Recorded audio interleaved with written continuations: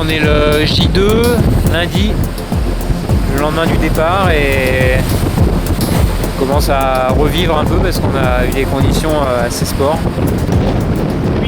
Première nuit éprouvante, conditions difficiles au frais, de la pluie, du vent.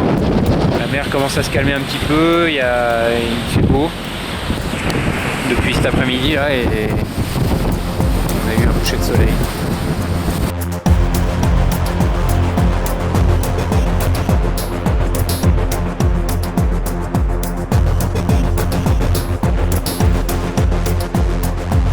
C'est quand même plus sympa là qu'au près, hein.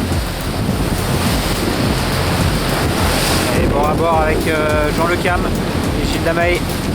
Il y avait aussi un padawan. C'est massif. Alors, on a le roi Jean juste à gauche et on a Michdej Dieu le Père juste devant. Et avec ça, chacun avec leur padawan respectif. Donc là on est 5 bateaux du pôle Finistère course au large, voilà, comme en entraînement mais au large de l'Espagne. La même ambiance. À l'attaque.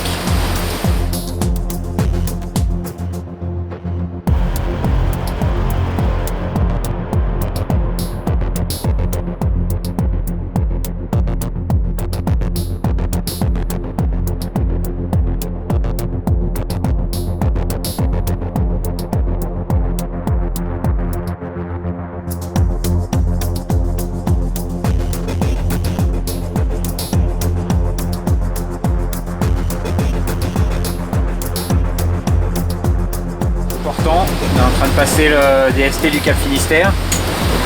Erwan à la barre. Au taquet. On a des rafales à plus de 30 nœuds là. Donc ça surfe pleine bourre et il y a pas mal de mer, donc on peut glisser sur les vagues.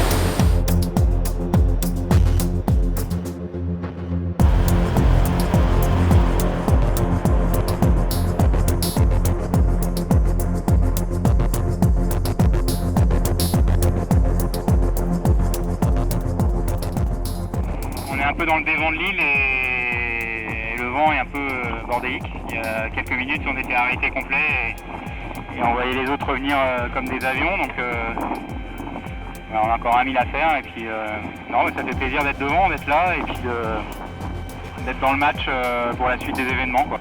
On transforme un peu l'essai de notre travail d'une semaine là, donc au moins des 3 derniers jours on était vraiment au taquet. Et forcément ça fait plaisir, c'est une satisfaction, même si on sait très bien que ça veut rien dire parce que l'arrivée n'est pas là, mais c'est forcément un moment sympa. Ouais.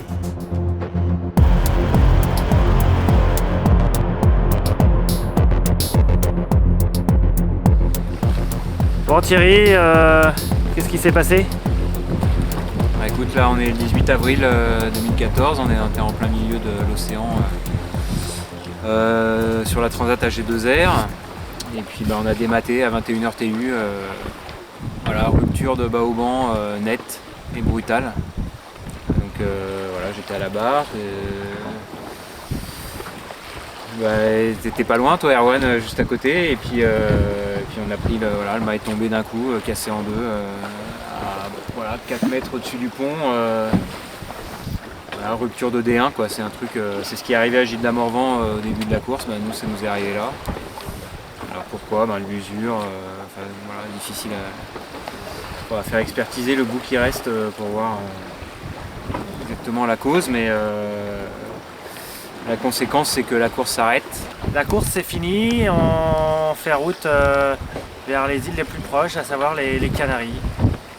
Donc on a agréé un petit gréement de fortune pour la nuit. Voilà, donc grosse déception, surtout qu'on était en tête de la flotte, même si la route nord n'était pas forcément la plus optimiste pour la victoire. Ça fait chier d'abandonner déjà, et puis ça fait chier d'abandonner dans cette position encore plus.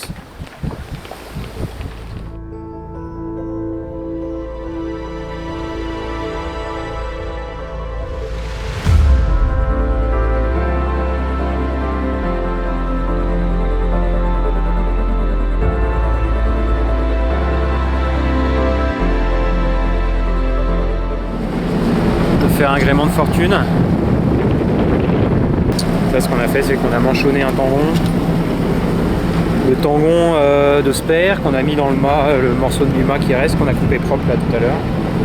Et on va essayer de hisser tout ça pour pouvoir monter des voiles et appuyer un petit peu le moteur, parce que déjà en autonomie on est juste limite pour arriver à Madère. On est à 700 000 de Madère là. Et puis en stabilité de route et puis en vitesse aussi, et puis en plaisir, c'est bien d'avoir des voiles sur un bateau à voile.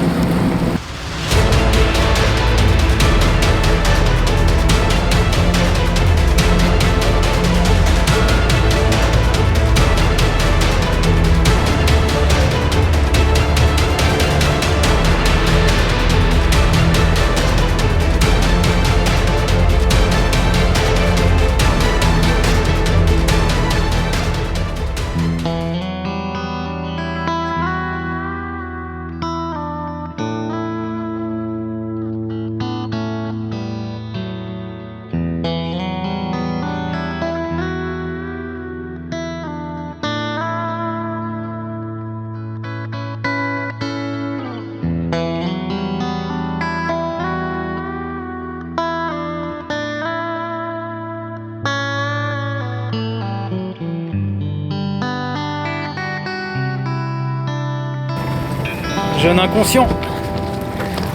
C'est à poil. 300 000 de Madère, voilà ce qu'on fait.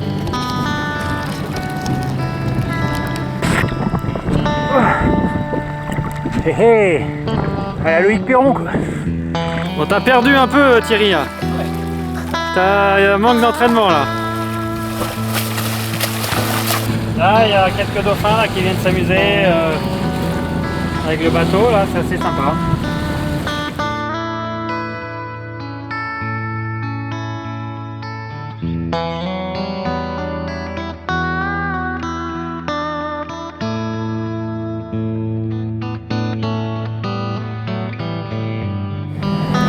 Bon, ça se complique un peu notre affaire là, ça se complique, on a le vent dans le nez, le vent vient de se lever en plus, on était plutôt dans le calme jusque là, donc ça avançait bien. Là maintenant vent dans le nez avec un gréement assez succinct, ça va être dur de progresser vers Madère. Bon voilà, on a un cargo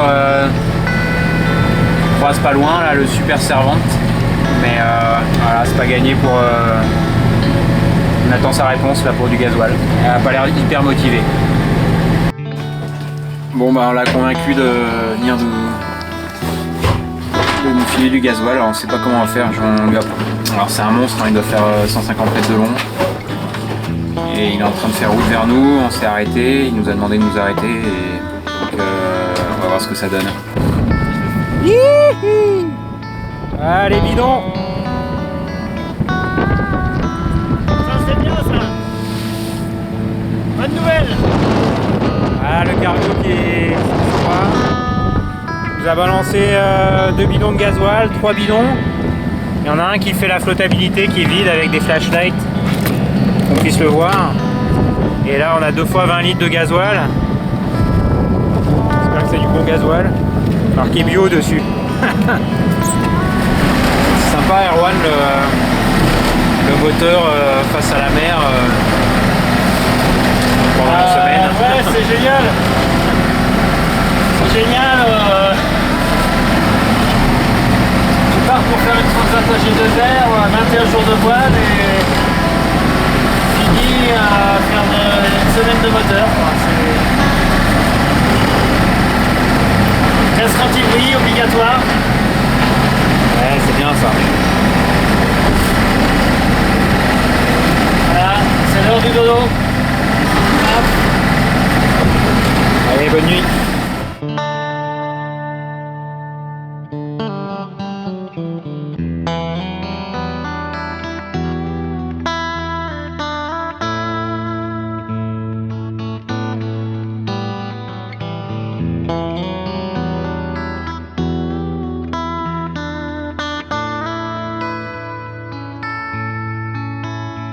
Voilà, le moment tant attendu. Le refueling avec Sam qui nous attendait sur le quai. de la marina de Funchal. Combien on charge là, Erwan? 140, non? Qu'est-ce qu'on a dit? Au maximum, on a dit. Pour pas être emmerdé une deuxième fois.